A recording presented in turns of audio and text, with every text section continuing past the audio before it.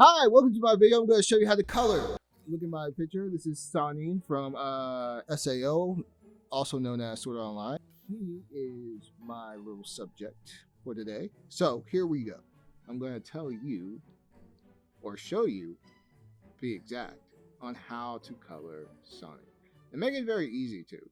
You know, typically when coloring, it's a process, but you can make it less tedious. And this is how I look at it.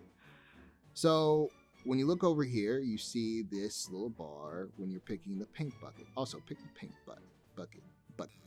So in these little numbers and graphs and little squares and stuff, you know, when you look at it, it looks intimidating because you might not know what this all means. And sometimes, you just mess around with it and try to get an understanding of what it all does. For people who are new to digital art, this should be something you should always be doing. You know, messing around, trying new things, and trying to explore the program as best as possible to eventually bring it all together.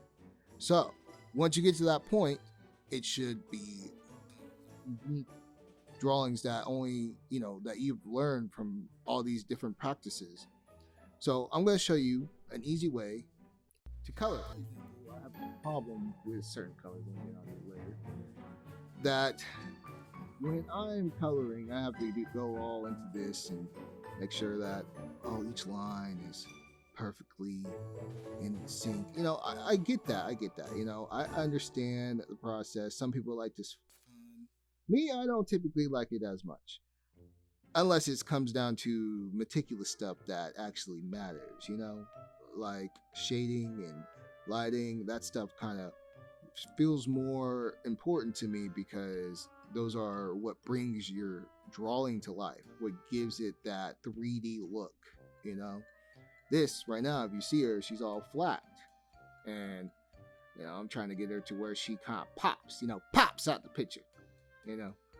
So here I go, and I'm gonna click my handy dandy paint bucket. I'm sorry, I do that a little early sometimes, so used to it, reflexes. Continuing on though. When I use the paint bucket, I'm gonna turn off the close gap. When people use the paint bucket, they're like, hey, yeah, it's typically good. You get these nice little lines and stuff. You might get these little white spots every now and then, depending on what you did to this picture. Deep down into the crevices of each line, this stuff will show up. This stuff.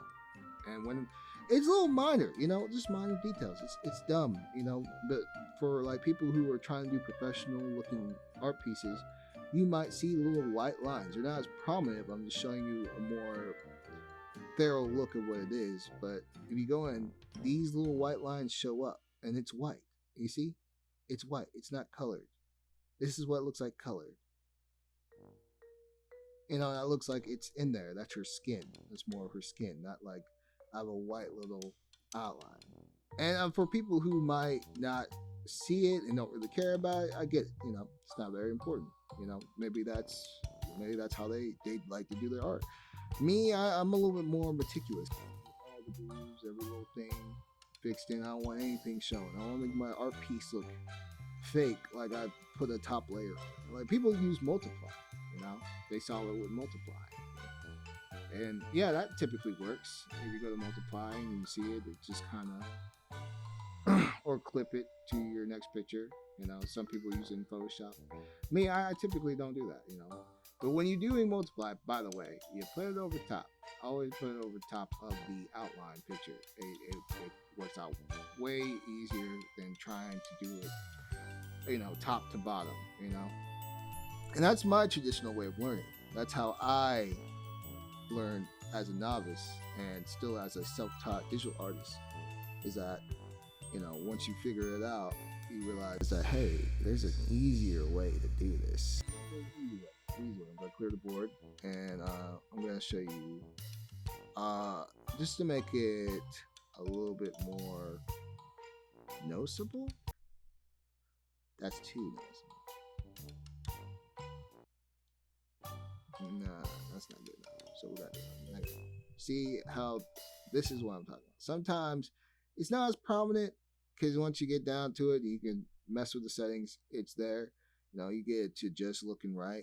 But if you want to be that person that wants to have everything filled and make coloring go so much easier, so much faster, I come up here to filter, and I go to corrections to adjust line width. Just line width is like the best feature tool. It's your best friend, I'm telling you. And right up here you see thickness, and you also see narrow. These manipulate the lines inside, the color inside the arm. So like you manipulate the area of which you have colored. So I go to thick because I want thickness. I like them thick. So I like to bring it up a few times. It's not gonna be perfect, but I'm trying to get it to where it takes away all that extra work. And look, and you get closer, no more white lines. No, not a little this. You just fix the little bits and pieces, and look, I can move on to the next thing. I can do this. I can color all of her like that. I can color all over like that. Don't have to really worry about it. Just make sure that it's the proper color that I'm going for. You get back into it. And, I just go back to filter, correction line, adjust line width, and make sure it's thick, be on that thick level. And you see, the thing that's cool about it is that where I left off from the previous time I did it, it stays. Like, it stays on the same number, 3.36. Sorry, I can't talk.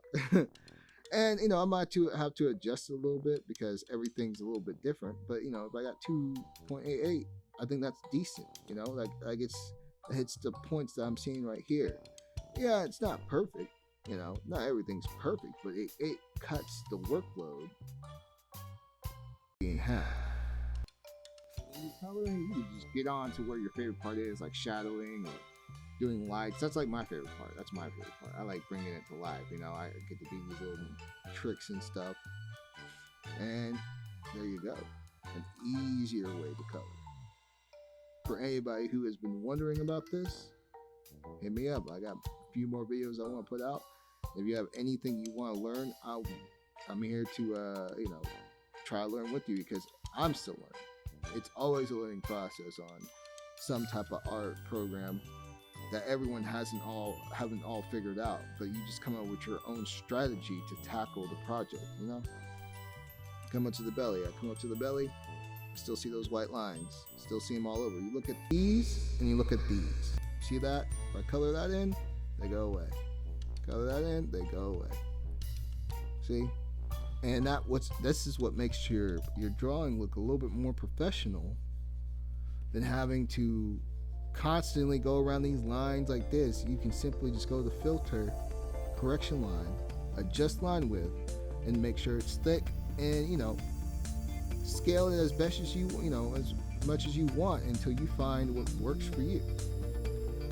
And here is my lesson on how to color really fast. Thanks for watching, and if you like what you see and you want more, let me know in the comments.